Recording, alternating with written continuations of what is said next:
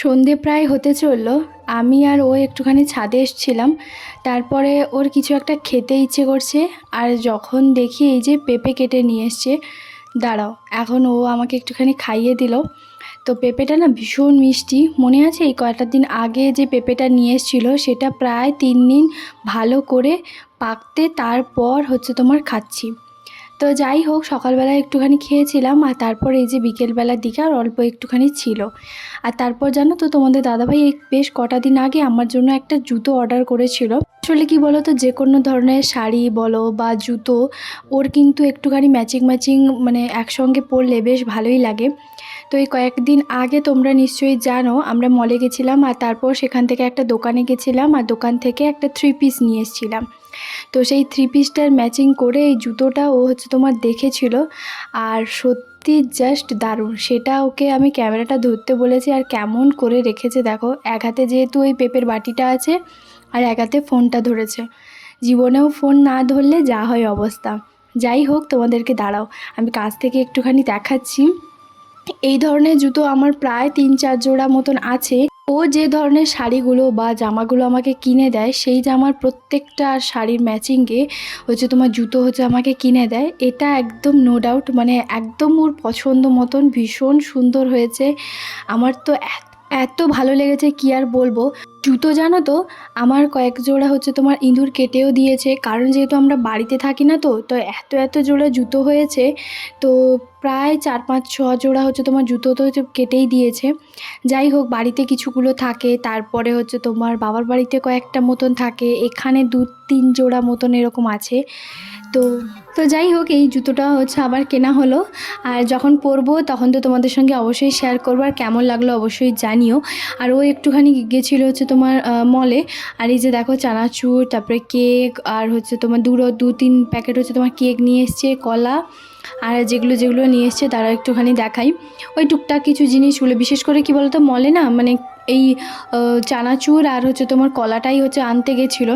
কারণ আর জানো তো, চানাচুরের প্যাকেট এত এত করে তোমার নিয়ে আসে, মানে বিভিন্ন ধরনের তোমার আলাদা আলাদা তোমার মানে টেস্টের চানাচুরগুলো নিয়ে আসে, কারণ মুড়ির সঙ্গে খেতে না ভীষণ ভালো লাগে। আর এই যে চানাচুরটা নিয়ে এসছে, তো এই চানাচুরটা কি বলো তো, ও বললো যে এইটা মনে হয় না তুমি যে চা খাও, চায়ের সঙ্গে বেশি ভালো লাগবে। তো যাই হোক, সেই জন্য আমি বললাম যে তাহলে ঠিক আছে, তাহলে একটুখানি চা করব, একটু পরে খাবো। তখন বলছে না না, কেকটা আগে কাটো। আর এই যে কলাটা নিয়ে এসছে, আর তোমার এই যে বাউলি নিয়ে এসছে। আর ও যখনই যায় একটা দুটো করে এরকম বাউলি নিয়ে আসে, তবে আজকে না এই হানি ফ্লেভারের বাউলিটা নিয়ে এসছে। আর ওকে সেটাই আমি বলছিলাম, এই ফ্লেভারটা কখনোই নিয়ে আসবে না, এটা খুব একটা টেস্ট ভালো হয় না। চকলেট ফ্লেভারের যে বাউলিগুলো হয় না, ওটা ভীষণ টেস্ট আর ভীষণ ভালো লাগে। তখন বলছে তাহলে তুমি খাবে না? তখন আমি বললাম না না, যখন নিয়ে এসছো তাহলে খেয়েই নি। আর এই যে এখন হ্যাপি হ্যাপি এই যে কেকটা, এটা তোমার বের করে এই যে দেখো, বিস্কিট দুটো নিয়েছি, আর এই যে একটু চা বানিয়েছি। আর এই কেকটা না এত দারুণ হ্যাপি হ্যাপি, এই যে কেকটা ভীষণ টেস্ট, জানো দারুণ লাগলো খেতে।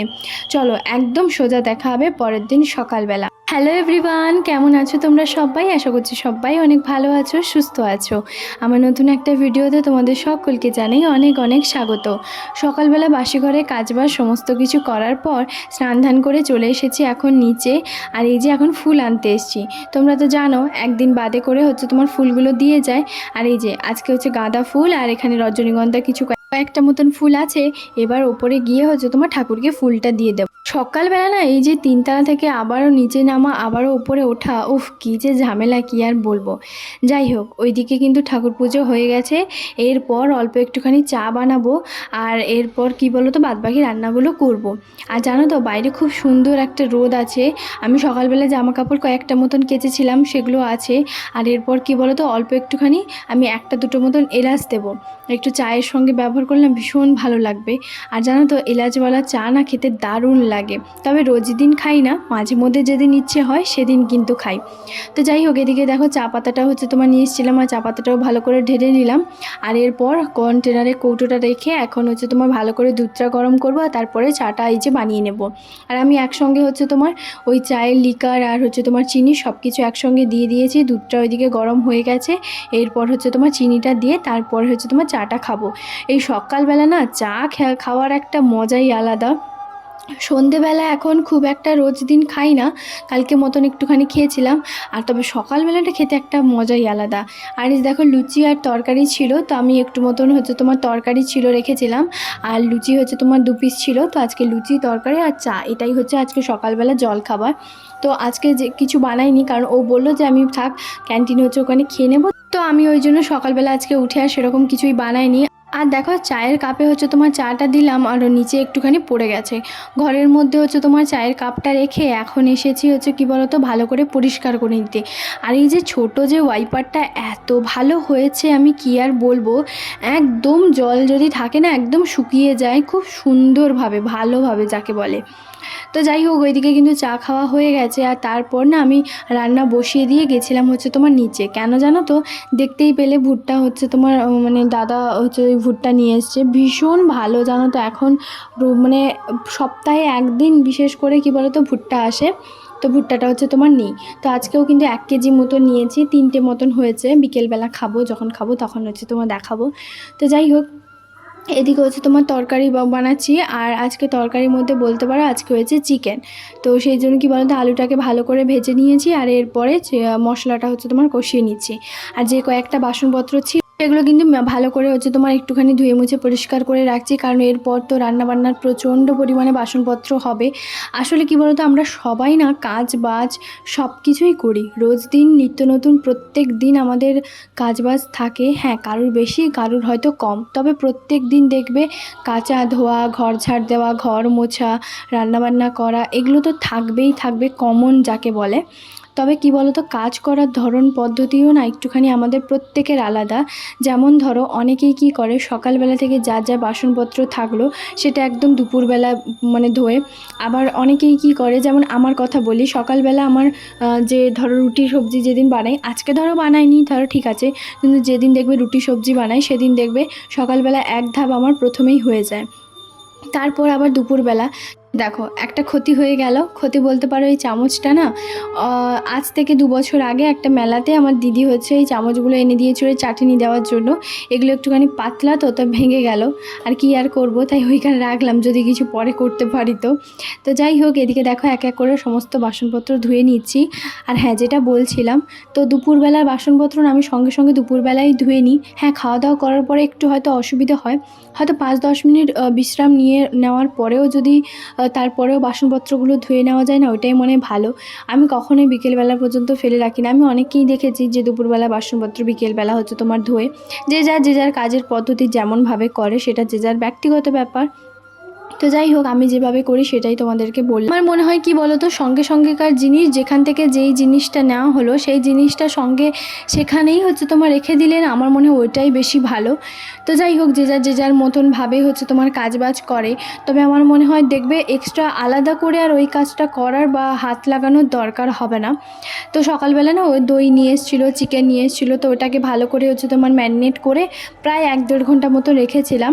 আর এদিকে দেখো মশলাটা কষানো হয়ে গেছে, মানে মশলার যে যা যা পেঁয়াজ আদা রসুন টমেটো এগুলো কষানো হয়ে গেছে। এখন হচ্ছে ভালো করে দিয়ে ঢাকা দিয়ে একদম লো ফ্লেমে হচ্ছে চলে এসেছি দিয়ে। আর এরপর কি বলতো এই জায়গাটাকে পরিষ্কার করে নেব। জানো তো আমার কাজবাজের ধরনগুলো একটুখানি আলাদা, মানে একদিনে সমস্ত কিছু পরিষ্কার করা আমার পক্ষে কখনোই সম্ভব হয় না, বা আমি কখনোই করি না। কেন কিসের জন্য বলছি, কারণ দেখো একটা কাজ করার জন্য যদি আমরা সারা দিন সেই কাজের পিছনে পড়ে থাকি, একে তো প্রচণ্ড পরিমাণে ক্লান্তি আর অস্বস্তি মনে হয়, একে তো গরম, তার উপরে কী বলতো সেই কাজটা মানে 1 ঘন্টা ধরে করতে করতে একটা বিরক্ত লাগে। তবে আমার মনে হয় কি যে একটু একটু একটু করে যদি রোজ দিন করে পরিষ্কার করা যায় সেটা মনে হয় বেশি ভালো। তো যাই হোক সব কিছু ওইদিকে পরিষ্কার করেও নিয়েছি। এদিকে দেখো চিকেনটাও বেশ ভালো করে আমার বানানো হয়ে গেছে। এখন দুপুর প্রায় 1টা-1:30 বাজতে চললো, এখন দুজন মিলে খেতে বসবো। আর আজকে কিন্তু সেরকম বেশি কিছু করিনি, আজকে চিকেন আর হচ্ছে তোমার ভাত আর শসা পেঁয়াজ ওই সাইডে হচ্ছে তোমার কাটা আছে, মানে স্যালাড। তো এই যে দেখো খেতে বসে পড়েছে, আর চিকেনটা না সত্যি দারুণ হয়েছে। আর ধনিয়া পাতাটা সকালবেলা নেওয়া হয়নি বলে ধনিয়া পাতাটা দেওয়া হয়নি, তবে ধনিয়া পাতা দিলে না ভীষণ ভালো লাগে। তো যাই হোক খাওয়া দাওয়া কমপ্লিট করার পর এখন ভাবলাম যে দুধটা একটুখানি গরম করে নিই, কারণ এখন যদি গরম না করি না সেই 8টা, 8:30, 9টার দিকে হয়তো দুধটা নষ্ট হয়ে যাবে। তো সেই জন্য কী বলো তো দুধটা হচ্ছে আমি গরম করে নিলাম আরও একবার, আর তারপর চলে এসেছি এখন ছাদে, কারণ খাওয়া দাওয়া আমার হয়ে গেছে, বাসনপত্র ধোয়া পরিষ্কার সমস্ত কিছু হয়ে গেছে। এখন সকালবেলা যে জামা কাপড়গুলো কেচেছিলাম সেগুলো এক এক করে তুলে নিয়েছি। কি সুন্দর ঠান্ডা বাতাস হচ্ছে না, আমি তোমাদেরকে বলে বোঝাতে পারবো না।